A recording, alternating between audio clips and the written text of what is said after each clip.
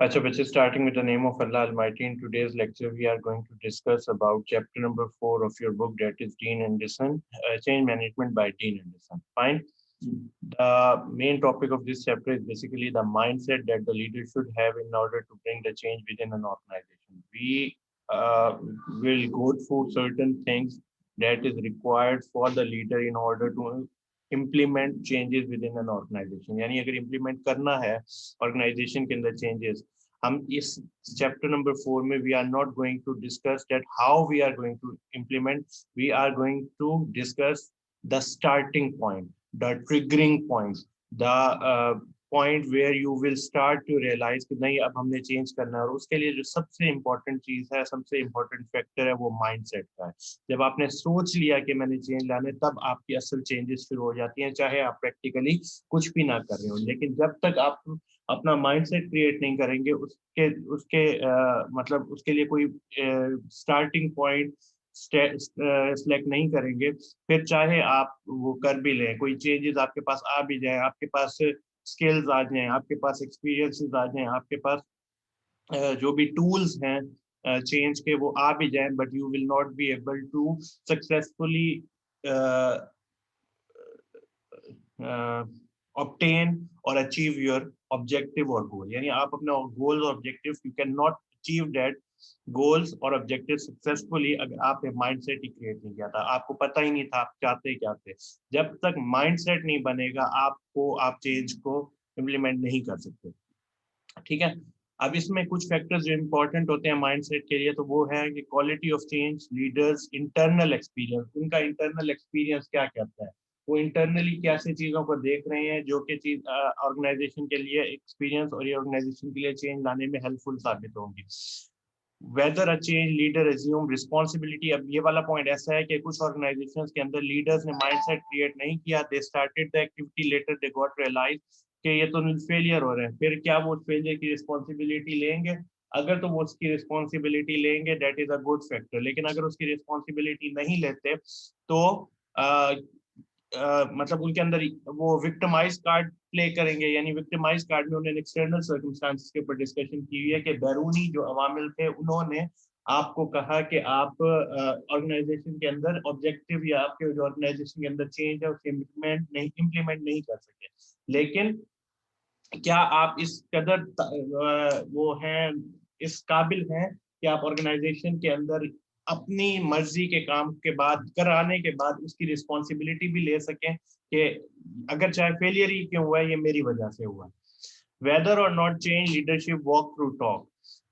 क्या चलते हैं काम बता बता के, एक होता है ना माइंडसेट होता है, we have our own state of mind, हमने पता चल गया, दिमाग में पता है कि हमने ये चीज बनानी है, लेकिन क्या हम उस चीज को अपने एम्प्लॉयज या सबऑर्डिनेट्स को बताते हैं?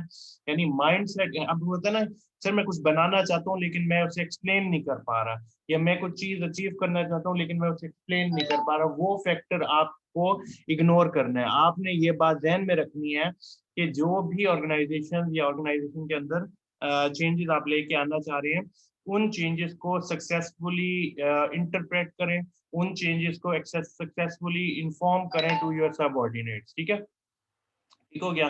Formally addressing the topic of mindset enable change leader to ask critical question of themselves such as how does my mindset influence my decision action and result. अब यहाँ पे कुछ चीजें हम जो इस चैप्टर में या इस माइंडसेट के टॉपिक के अंदर डिस्कस करने वाली हैं कि क्या we are going to ask from ourself that what we are going to achieve. हम क्या अपने आप से कुछ क्वेश्चन पूछेंगे, भाई मैं करना क्या चाहता हूँ, मैंने पहुंचना क्या है, कहाँ है, क्या चीज अचीव करना चाहता हूँ। ये जो क्वेश्चन है ना, these are the main starting और triggering point of an organisation. जब आप अपने आप से पूछने लग जाते हैं कि यार मैं ये काम जो कर रहा हूँ, क्या ये मुझे करना भी है कि नहीं, अच्छा मैं क्या अचीव करना चाहता हूँ, क्या मेरे ऑब्जेक्टिव क्या है, what I am willing to achieve, मैं हासिल क्या करना चाहता हूँ। ये जो क्वेश्चन है ना, ये आपको हेल्प करते हैं आपका माइंडसेट क्रिएट करने में। जब आप माइंडसेट क्रिएट करते हैं, आपको पता चलता है कि मेरे माइंडसेट में जो, मेरे दिमाग में जो ऑब्जेक्टिव है या जो स्ट्रक्चर क्रिएट हुआ है चेंज का, क्या वो मेरे डिसीजन, एक्शंस और रिजल्ट पे इन्फ्लुएंस करेगा या नहीं करेगा। What aspects of my mindset contribute to my ability to lead transformation? and what aspects of my mindset limit my success. यानी वो कहते हैं कि मेरे माइंडसेट से, अच्छा हमने कहा कि सर जैसे कि हमने एग्जांपल डिस्कस की थी कि जी आपने लोगों को क्या किया कि एक आइडिया दे दिया कि जी that is the top of the mountain, आपने सिर्फ यहाँ तक पहुंचना है।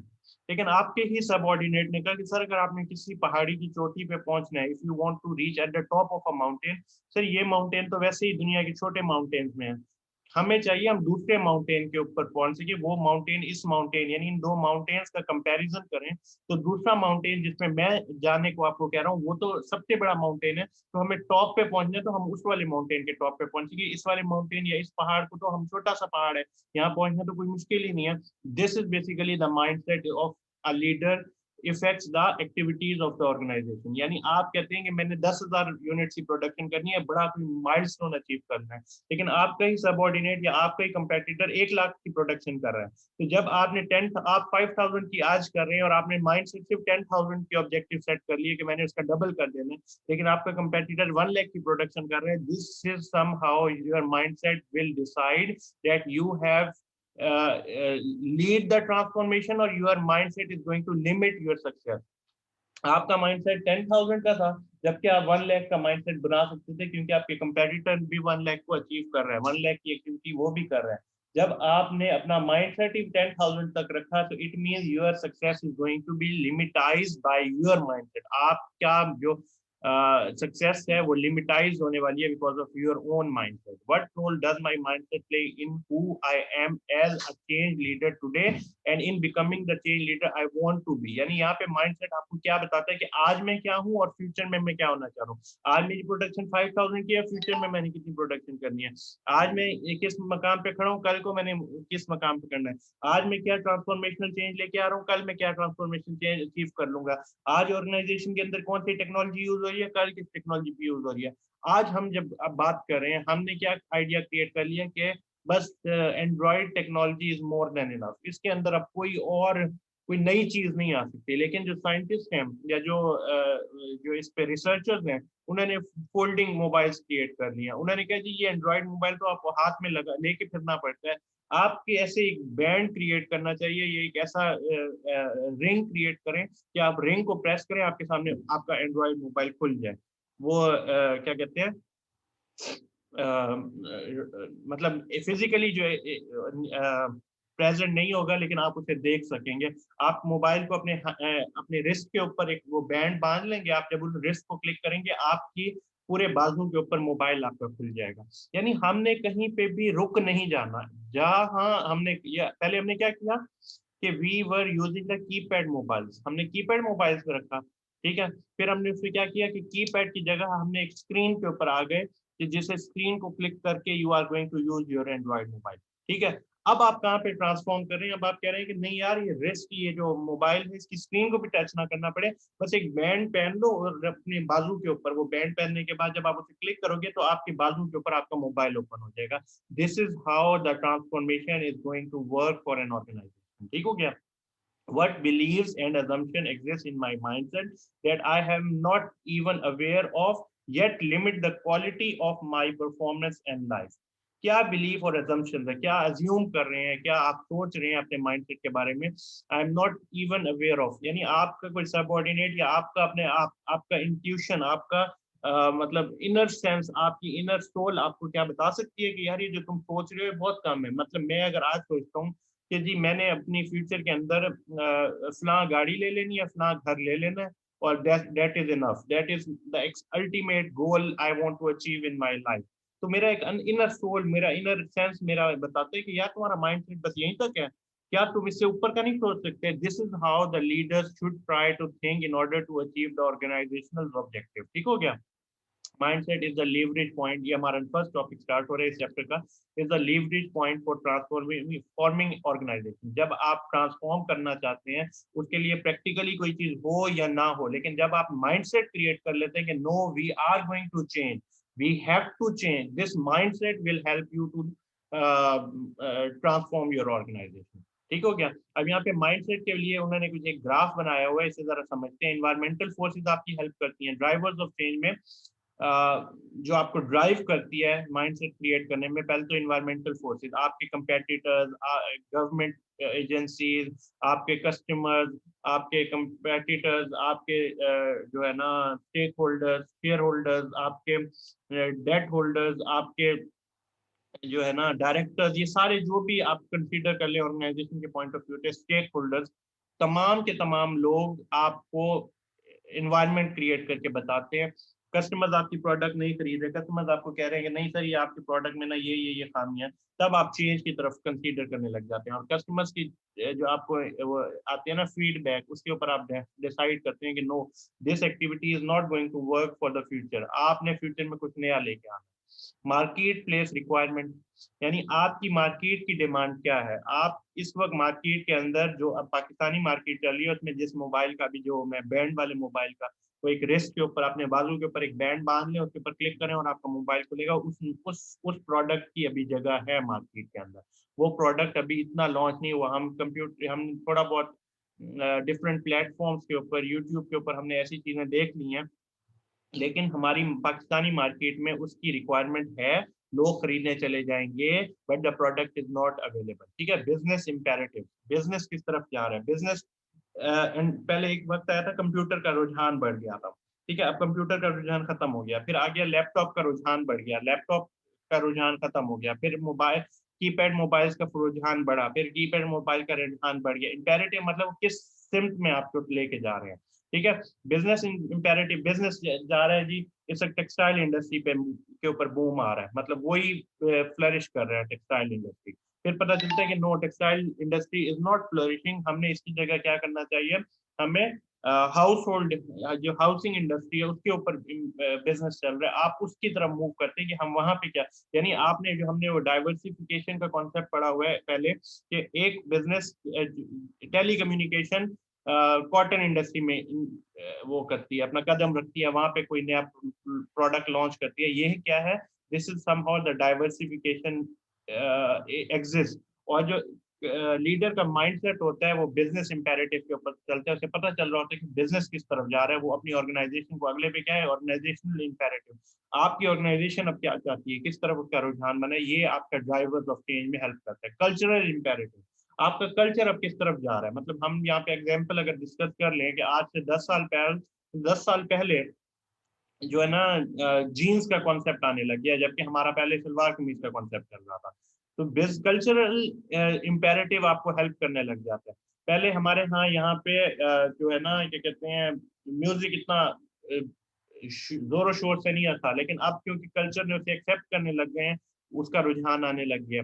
फिर हमारे कल्चर में जो है ना क्या कहते हैं, मुख्तलिफ तकरीबात के अंदर क्या कहते हैं, कोई कॉन्सेप्ट नहीं होता था कि हम बस घरों में ही सेलिब्रेट करते थे, अब वो वाला कॉन्सेप्ट भी खत्म हो गया है।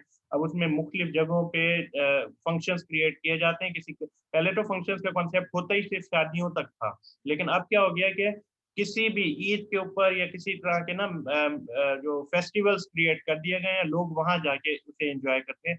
ये कल्चरल इंपेरेटिव है, और ऑर्गेनाइजेशन फिर इसको कंसीडर करते हुए अपने अंदर चेंज लाने की कोशिश करती है। कोक फेस्टिवल हो जाता है, फिर हम मसाला जो हमने एक नाम सुना हुआ है उसका फेस्टिवल हो रहा है। इस तरह के जो कल्चरल चेंजेस आ रहे होते हैं लोगों के अंदर, उसके मुताबिक आप अपने बिजनेस को मोल्ड करने लग जाते हैं। Leader and employee behaviour, this is hmm how the main or the somehow the significant factor for the mindset. जब आप लीडर और एम्प्लॉय का बिहेवियर आपस में डिसाइड कर रहे होते हैं, ये चेक कर रहे होते हैं, वहां पे आपका असल माइंडसेट क्रिएट होने लग जाता है। ठीक है, अब यहाँ से आपने ऊपर की तरफ देखें, जब कॉजेज होते हैं, जब क्या वजह क्या बनी, मतलब वो तो उन्होंने तो कहा कि चेंज लाओ, तो फिर आपने यानी कॉज क्या क्रिएट किया, वो आपको ड्राइव कर रहे थे, वो आपको चलाने में हेल्प कर रहे थे, और यहाँ पे आपको वजूहात बन गई जिसकी वजह से आपने कहा कि नहीं अब हमने चेंज लाने हैं। Leader and employee behaviour changes, जितना उसमें चेंज आया, आपका लीडर और एम्प्लॉय पहले जो काम कर रहे थे उसी में ही वो खुश थे, वो जो है ना मैनुअल वर्क कर रहे थे नेशनल सेविंग सेंटर के अंदर। लेकिन जब आपने देखा कि एम्प्लॉय क्या होता है, आपका तंग हो जाता है, सारे रजिस्टर देख देख देख तंग हो जाता है, वो कहता है सर ऐसा करें, कंप्यूटराइज सिस्टम करने की कोशिश करते सकते हैं। ये इतना काम नहीं होता, इतनी मेहनत करनी पड़ती है एक रजिस्टर को ढूंढने के लिए। अब क्या है, उनके बिहेवियर में चेंज आया, तो आप अब रीजन बन रही है आपको वाकई वो चेंज करने के लिए।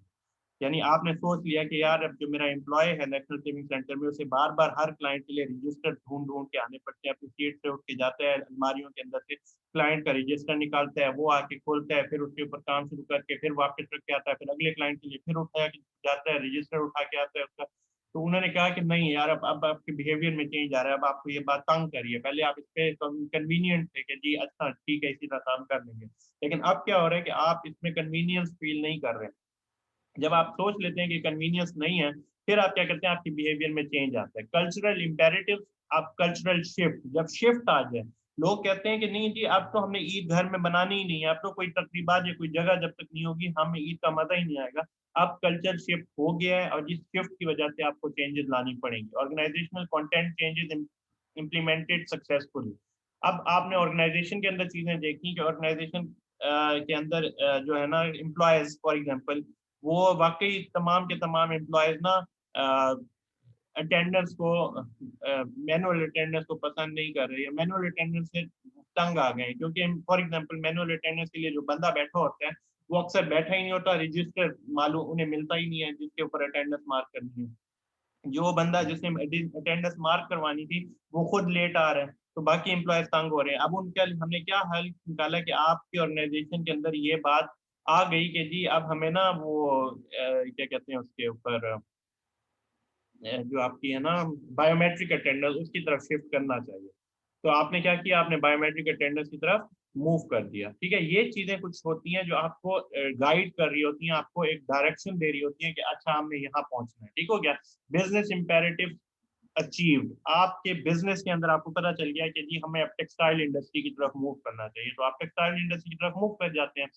मार्केट प्लेस सक्सेस अटेन्ड, यानी मार्केट प्लेस, आपको पता चल गया मार्केट के अंदर इस चीज की यानी वही जो मैंने आपको बताया कि नई प्रोडक्ट की डिमांड मौजूद है, लोग परचेज करने के लिए आ जाएंगे। अच्छा, इसके अंदर एक और कॉन्सेप्ट भी है।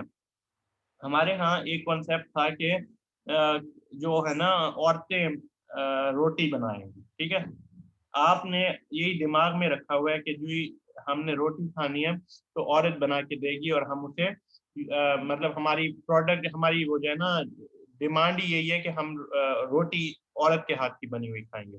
लेकिन जब आपने देखा कि we are shifting towards a society in which we have a working women, अब औरतें खुद काम कर रही होती हैं, उनके पास टाइम नहीं होता कि वो रोटी बना के दें, तो आपके पास एक क्या बना, एक प्रोडक्ट आई मार्केट के अंदर जिसे हम कहते हैं कि ऑटोमेटिक रोटी मेकर। आप बस उसके अंदर पेड़ा रख दें and you are just going to on that particular device और आपके पास रोटी बनी हुई आ जाएगी।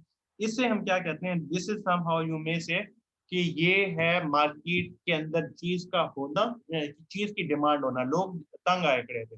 जो एक वर्किंग मैन है जिसकी जॉब 2 बजे खत्म हो जाती है, लेकिन अभी उसके पास जो उसकी जो वाइफ है या उसके घर में कोई ऐसा फीमेल नहीं है जो उसे वो लंच प्रोवाइड कर सके, तो अब उसने क्या किया कि उसने खुद जाके रोटी मेकर खरीद आया कि भाई मुझे कोई काम, मुझे कोई परेशानी ना हो, मुझे रोटी बनानी नहीं आती, तो बस मैंने इसके अंदर पेड़ा रख देना है and I have just have to turn on this device और मुझे चल पड़ेगी। इस तरह का जो माइंडसेट या इस तरह की जो मार्केट के अंदर डिमांड आ जाती है, ये भी आपको चेंज की तरफ ले जाती है। ठीक है, environmental forces responded to effectively, जो इन्वायरमेंटल चेंजेस रिक्वायर कर रहे थे या रिक्वायर मतलब जरूरी समझी जा रही थी, अब आपने उसे इफेक्टिवली रिस्पॉन्ड किया उसके साथ। आपको पता चल गया कि अच्छा ये तमाम लोग ये फैक्टर्स मुझसे चेंज रिक्वायर कर रहे हैं, चले मैं अब चेंज की तरफ मूव करता हूँ। ठीक हो गया, इसके बारे में व्हाट इज माइंडसेट क्या है, वंस वर्ल्ड व्यू। अब यहाँ पे सिर्फ आपकी ये बात याद रखिएगा, I have discuss numerous time some of the students के बेटा देयर इज नो नीड कि आपने जो रटी रटाई चीजें हैं आपने वही याद करना है। माइंडसेट आप अपने वर्ड्स में इलैबोरेट कर सकते हैं कि what you think about the mindset. आपके जहन में माइंडसेट का क्या है, माइंडसेट का कॉन्सेप्ट क्या है कि आपने दिमाग में जो बात सोच ली है, आपका जो है ना बिहेवियर उसी दिमाग के अंदर जो चीज है उसके हिसाब से चेंज हो रहा है, आपके एक्शन उसी हिसाब से चेंज हो रहे हैं, उसको माइंडसेट कहते हैं। ठीक है, अब यहाँ पे mindset is one world view, दुनिया का व्यू है, द प्लेस और orientation from which you experience your reality and from your perception of it. आप जो परसीव कर लेते हैं, आपने अंदाजे जो लगा लेते हैं, वो आपका माइंडसेट क्रिएट करता है। The cornerstone of your mindset are your fundamental assumption about reality. जो रिक्वायरमेंट मतलब माइंडसेट के लिए जो मेन चीज है वो आपकी अज्यूम करना है, अंदाजा लगाना है रियलिटी को, हकीकत को, and your core believe about self, अपने बारे में, अदर्स के बारे में, एंड लाइफ इन जनरल। आप टोटल लाइफ को जिस पर्सपेक्टिव में देखने लग जाते हैं, इसे माइंडसेट कहते हैं। वे ऑफ बीइंग, यहाँ पे माइंडसेट क्या है, वे ऑफ बीइंग क्या है, कैसे चलने का लिहाज क्या है कि mindset, emotion and behaviour are intricately linked and interact with one another as an interconnected system we refer to as one's way of being। यानी एक काम करने का तरीका, एक चलने का अंदाज। जो हमारे जो लीडर्स होते हैं उनके अंदर यही माइंडसेट, यही है, उनके काम करने का अंदाज ही उनके माइंडसेट को क्रिएट करता है। If leader possesses a mindset that change should be fast and painless, when complex long-term change is actually required, they may feel angry and frustrated at the slow pace। Behaviorally they may become controlling, domineering and autocratic. यानी अब आपने यहाँ पे ये बात देखनी है कि हमने एक जो हमारा माइंडसेट क्या था कि जो ये चेंज आना चाहिए फौरी तौर पे आ जाना चाहिए, पेनलेस आना चाहिए, यानी मुझे कोई परेशानी ज्यादा उठानी ना पड़े इस चेंज को लाने के लिए। इस किस्म के जो आपने एक आइडिया क्रिएट कर लिया, उसके बाद आपने क्या किया, लॉन्ग टर्म के अंदर आपने, अगर जब भी आप देखेंगे कि आपका जो एक्टिविटी है वो स्लो चल रही है, तो आप अपनी फ्रस्ट्रेशन फील करेंगे, आप कहेंगे नहीं यार बस जल्दी जल्दी काम। पेनलेस का मतलब यहाँ पे क्या है, फॉर एग्जांपल आप कहते हैं कि जी मैंने नई मशीनरी लेनी है, नई मशीनरी के लिए जो मैंने बजट क्रिएट किया है वो 1 मिलियन का, ठीक है। आप जब मार्केट में जाते हैं, आपको 1 मिलियन की प्रोडक्ट या 1 मिलियन वाली मशीनरी ढूंढने में बहुत टाइम लग जाता है। आप देखते हैं कि कहीं पे 1.3, 1.5, 1.7, फिर उससे काफी निगोशिएशन, उसके बाद जाके कहीं किसी 1.3 वाले को आप इस काबिल बना लेते हैं कि वो 1 मिलियन में आपको मशीनरी सेल कर दे। ये क्या है, ये पेनफुल एक्टिविटी है, यानी जिसपे आप फास्ट अपनी चीजों को चेंज नहीं कर सकते। आपको पहले मार्केट को पूरा विजिट करके, निगोशिएट करके और सारी मेहनत करनी पड़ेगी। अब आपने अपना पेनलेस एक्टिविटी क्रिएट करने के लिए आपने कहा यार आज के बाद बजट ही 1.5 मिलियन डिसाइड होगा मशीनरी के लिए। जब भी मशीनरी परचेज करनी होगी, हमारे पास इतना बजट होगा, हमें आसानी से हमारी रिक्वायर मशीनरी मिल जाया करेगी। This is how the way of being is affected by the leaders. आपका माइंडसेट उस लिहाज से था कि नहीं, जो काम मैंने करना है वो फौरी करना है, ठीक है। तो ये आपका माइंडसेट ही डिसाइड करता है। The impact of mindset on perception, आप अंदाजा क्या लगाते हैं, परसीव क्या करते हैं, ये मतलब आपका रुझान या आपका आइडिया क्या क्रिएट होता है, ये आपका माइंडसेट आपको बता रहा होता है, ठीक हो गया। अब यहाँ पे इन्होंने क्या कॉन्सेप्ट दिया है, उन्होंने आपको ये बात बताया है कि most leader regardless of who they are और where they come from often confuse the event that happened with their mental construct of those event. The two are so intricately woven that leaders often do not realize the impact their mindset have on determining their perceptions of reality, because their reality and perception are so seamlessly intertwined, people don't see that they are in fact two distinct phenomena। अब यहाँ पे पूरी कहानी का उन्होंने एक simple सा एक आइडिया आप ध्यान में रखें कि रियलिटी हमेशा कुछ और होती है। मतलब मुझे नजर आ रहा है कि जी मेरे सामने एक दीवार है, उसके पीछे कुछ नहीं है। If I have a perception कि एक सामने मुझे दीवार आ रही है ना, दीवार के पीछे कुछ नहीं होगा, ये मेरी परसेप्शन क्रिएट हो गई है, ठीक है। रियलिटी क्या है कि वो उस दीवार के पीछे कोई भी एक इंसान खड़ा हुआ था। रियलिटी ये थी कि उस दीवार के पीछे एक वो था, एक गार्डन था। रियलिटी ये है कि उस दीवार के पीछे कुछ क्या कहते हैं जानवर बंधे हुए थे। रियलिटी ये है कि उस दीवार के पीछे एक पूरा एक पैलेस था, ठीक है। अब मेरा माइंडसेट क्या कह रहा था कि अपने परसेप्शन, मेरा आइडिया, अंदाजा क्या था कि इसके पीछे कुछ नहीं है। मेरा अब जब काम करता रहूंगा मैं अपनी एक्टिविटीज में, मैं उस दीवार को जब देखूंगा मुझे किसी चीज का डर नहीं होगा। मुझे ये नहीं होगा कि इसके पीछे एक शेर बंधा हुआ है, there is a lion behind the wall. मैं, मेरा माइंडसेट, मेरा परसेप्शन क्योंकि मेरा यही बना हुआ है कि कुछ भी नहीं है, मैं आराम से अपना काम करता रहूंगा। लेकिन जब रियलिटी का पता चल जाता है आपको कि नहीं, इसके पीछे तो एक शेर है, उसके बाद से there will be a change in the mindset. आपको रियलिटी जब पता चल जाती है, फिर आपका माइंडसेट चेंज हो जाता है। फिर आपके अंदर, चाहे वो शेर उस दीवार को कभी भी क्रॉस नहीं कर सकता, but still you will have a fear in your mind. आपको डर लगा रहेगा कि यार इसके पीछे शेर है, इसके पीछे शेर है। वो आपके माइंडसेट को चेंज कर देगा। जब आपको ये बात बता दिया गया कि इन 2025 पाकिस्तान में have a shortage of water, अब आपका जो है ना रियलिटी का आइडिया आपको होने लग जाता है। अब आपको अंदाजा हो गया है, या रियलिटी, ये जो आपने अंदाजा लगाया ना कि पानी खत्म होने वाला है, ठीक है, ये आपका अंदाजा था, लेकिन जब आपको रियलिटी बता दी गई ना कि 2025 में पानी खत्म हो जाएगा, अब आपके अंदर का डर शुरू हो गया, आप परेशान हो गए कि यार कैसे हमने पानी, हमने तो कोई ना कोई डैम बनाना पड़ेगा, नहीं तो हम पानी तो हमारे पास अवेलेबल ही नहीं होगा। This is the reality. अब आप रियलिटी के साथ आपके जो माइंड सेट है चेंज हो जाएगा। पहले आपने डैम फंड के लिए फॉर एग्जाम्पल सोचा तक नहीं था, लेकिन अब तो आपने सोचा और आपने ट्राई किया कि हम उससे फंड क्रिएट करें, क्योंकि आपका माइंडसेट अब चेंज हुआ। आपको और रिक्वायरमेंट नहीं है चीजों की, आपको और पैसों की जरूरत नहीं है, you have the need, but still you are not using that thing और not creating any sort of fund for that activity because you had a mind कि नहीं ऐसा कुछ नहीं होता, कोई परेशानी नहीं है, एक्सेट्रा एक्सेट्रा। ठीक हो गया? Impact mindset on perception. अब यहाँ पे इन्होंने ये आपको एक तस्वीर दिखाई है कि जो माइंडसेट है ना वो आप रियलिटी के साथ, what we perceived in reality, reality आप क्या सोच रहे थे, दीवार के पीछे कुछ भी नहीं है। आपके दिमाग में जो हकीकत आई हुई थी वो यही थी कि there is nothing behind the wall, लेकिन वहां पे रियलिटी जब पता चल गई, our experience of what we perceive, reality जब पता चलने के बाद जब हमारा एक्सपीरियंस क्रिएट होता है तो वो हमारा माइंडसेट बना देता है। आपके माइंडसेट ने कहा कि there is nothing behind the wall.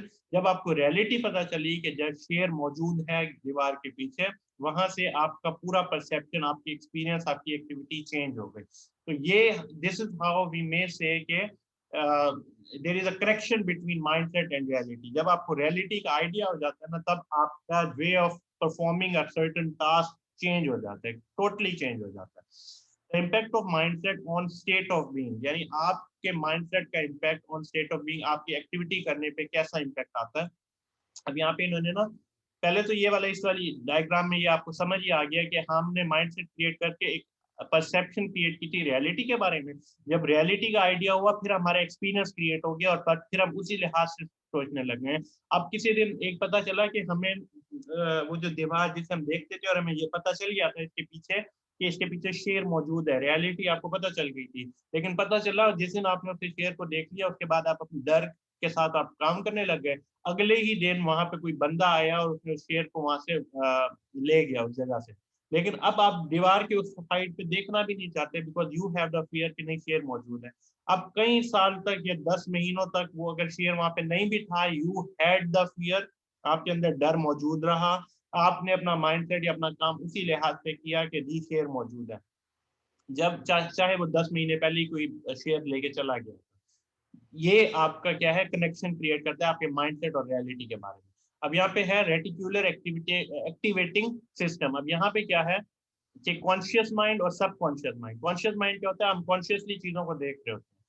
मुझे इस वक्त पता है कि जी अगर मैंने पानी जाया किया तो पानी की शॉर्टेज हो जाएगी, ठीक है, ये मैं सब कॉन्शियस माइंड में ये बात मौजूद है। लेकिन जब मैं पानी को जाया होते हुए एक टूटी को खोल के देखूंगा ना, पानी जाया हो रहा है, तब मेरा कॉन्शियस माइंड कहेगा कि मेरे सब कॉन्शियस माइंड में ये बात मौजूद है कि पानी की शॉर्टेज हो सकती है, तो मेरा कॉन्शियस माइंड फौरन कहेगा कि जाके टूटी बंद करो। दोबारा मैं बताता हूँ, आपके सब कॉन्शियस माइंड में एक बात मौजूद है कि जी जब भी आप पानी अगर जाया करेंगे तो पानी की शॉर्टेज हो जाएगी। ये सब कॉन्शियस माइंड में ये बात चीज है, ठीक है। लेकिन जब आपने एक सामने पानी को जाया होते खुद देख लिया, you are observing that water is being wasted और इज वेस्टिंग, जाया हो रहा है, तो आपने फौरन जाके टैप को बंद किया, क्योंकि आपका सबकॉन्शियस माइंड आपको बताता है कि नहीं जी नहीं, पानी जाया हो रहा है, इसमें हमने सोचा हुआ है, हमें पता है ये बात कि पानी के जाया होने से क्या होगा कि हमें पानी की शॉर्टेज हो जाएगी। इस लिहाज से आपने अपनी एक्टिविटी को मोल्ड कर लिया या अपनी एक्टिविटी को चेंज किया। ये ही आपका एक्टिवेटिंग सिस्टम है। आप किसी काम को अगर जब स्टार्ट करने लगते हैं, आपका कॉन्शियस माइंड और सबकॉन्शियस माइंड दोनों आपको हेल्प करते हैं। जब हम सबकॉन्शियस माइंड की बात करते हैं, वहां पे उन्होंने कहा कि आपके डाटा इनसिग्निफिकेंट है, आपको ये नहीं पता कि कितना पानी जाया होने से आपका वाटर शॉर्टेज होगी। लेकिन कॉन्शियस माइंड में आपने ये बात देख ली कि जो आपकी जो घर की एक जो है ना वाटर टैंक जो आपका है जिसके अंदर पानी पड़ा हुआ है, उसके अंदर आप देखते जा रहे हैं कि जी अब पानी इतना रह गया, अब इतने लीटर रह गए, अब इतने वो गैलन पानी रह गया। वो आपका कॉन्शियस माइंड, वहां पे आपके पास वैल्यूएबल और थ्रेटनिंग डाटा मौजूद होता है। जब हम दोनों चीजों को जब कंबाइन करते हैं तो रेटिकुलर एक्टिवेटिंग सिस्टम आता है, जिसके बाद आपके neural pathway to the brain, आपके दिमाग के अंदर कुछ चीजें आती हैं जिसमें आप देखना शुरू करते हैं, सोचना शुरू करते हैं, सुनना शुरू करते हैं, टच करना शुरू करते हैं, टेस्ट करना शुरू करते हैं और स्मेल करना शुरू करते हैं। रेटिकुलर एक्टिवेटिंग माइंड का कॉन्सेप्ट क्या है Activating system sends both valuable and threatening information to the conscious mind. You then become aware of it. आपको आइडिया हो जाता है, मतलब आपके ये वैल्यूएबल और थ्रेटनिंग डाटा होता है ना, आपके दिमाग तक पहुंच जाता है। अब उस लिहाज से फिर आपका क्या होता है, you then become aware of it and can respond appropriately. आपको पता चल जाता है कि मैंने पानी कितने, ये जो मैं एक मरतबा टूटी खोल के अपना क्या कहते हैं हाथ साफ करता हूँ, इसमें आधा लीटर पानी इस्तेमाल होता है। अब आप आइंदा उसी लिहाज से अपना काम करेंगे, आपको पता चलेगा कि आधा लीटर है और मेरे पास टोटल लीटर है 10 लीटर, ठीक है, और मैं 20 मरतबा हाथ धो सकता हूँ। इससे कहते हैं कि आपने एक वैल्यूएबल डाटा से अपनी एक्टिविटी को चेंज कर दिया। दोबारा कुछ सुने, आपको पता है कि जब भी मैं हाथ धोने लगूंगा आधा लीटर पानी इस्तेमाल होगा। जब आपको पता चलेगा मेरे पास टोटल 10 लीटर पानी पड़ा है, तो आपको एक आइडिया हो जाएगा कि मैं 20 मरतबा अपने हाथ धो सकता हूँ। यही चीज ऑर्गेनाइजेशन के अंदर आपको पता होता है कि मैं एक जब बजट के अंदर से 1 लाख खाऊंगा तब मेरी 10 प्रोडक्ट्स बनेगी। जब मुझे 100 प्रोडक्ट्स चाहिए तो मुझे उसी लिहाज से मैं डिसाइड कर लूंगा कि फिर मुझे कितने पैसे चाहिए, और मैं कितने मतलब 1 मिलियन पड़ा है तो 1 लाख से 10 प्रोडक्ट्स बन रही हैं, तो टोटल में 100 प्रोडक्ट्स बना सकता हूँ। ये है आपका एक्टिवेटिंग सिस्टम, आपने जिसके लिहाज से अपना रिस्पॉन्ड करना शुरू किया। ठीक हो गया। फंडामेंटल लॉ ऑफ सक्सेस, जब आप सक्सेस की बारे में बात करेंगे तो उसमें आपने ध्यान में एक बात रखते हैं कि mindset not only influence change leaders perception internal experience but also their external performance and result. Internally mindset सिर्फ चेंज नहीं करता, जब आप उसे इंप्लीमेंट करने लग जाते हैं तो एक्सटर्नल चेंजेस भी ऑर्गेनाइजेशन में आती हैं, एक्सटर्नली भी चीजें उनके लिहाज से चेंज होने लग जाती हैं। ठीक हो गया। उसके बाद very simple equation called the fundamental success of law of success. अब ये एंडरसन ने दी थी 1988 में, फंडामेंटल लॉ ऑफ सक्सेस। उसमें उसने जो इक्वेशन भी दी थी, जो इसे मैथमेटिकल इक्वेशन की फॉर्म में इन्होंने बताया हुआ है कि एबिलिटी लेवल आप किस काबिल हैं। मेरी काबिलियत ये है कि मैं अगर मतलब छलांग मारता हूँ तो मैं मैक्सिमम 8 फुट तक अपना हाथ लेके जा सकता हूँ। ठीक है, मेंटल स्टेट। लेकिन मेरे दिमाग में एक बात आ गई है कि अगर मैं ये जो प्रैक्टिस करता रहा हूँ जंपिंग की, तो मैं शायद 9 फुट तक भी जा सकता हूँ। मेरी मेंटल स्टेट क्या हो गई कि आपकी एबिलिटी क्या है 8 फीट तक पहुंचने की, लेकिन आपका मेंटल स्टेट कह रहा है कि अगर मैं प्रैक्टिस करता रहूं तो मैं इसे 9 फीट तक भी लेके जाता हूँ। जब हम दोनों चीजों को कंबाइन करते हैं, अपनी एबिलिटी को और मेंटल स्टेट को, मेरी एबिलिटी फॉर एग्जांपल 8 फीट की है, लेकिन मेरा मेंटल स्टेट कहता नहीं भाई बस छोटी सी छलांग मारो 7 फुट तक ही चला जाए हाथ।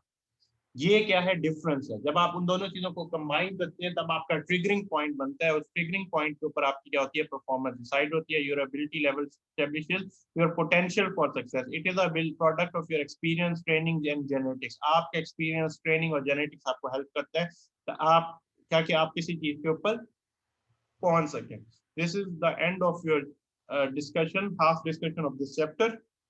Somehow the half discussion of this chapter, inshallah we will continue chapter number 4 in the next video. Till then, Allah Hafiz.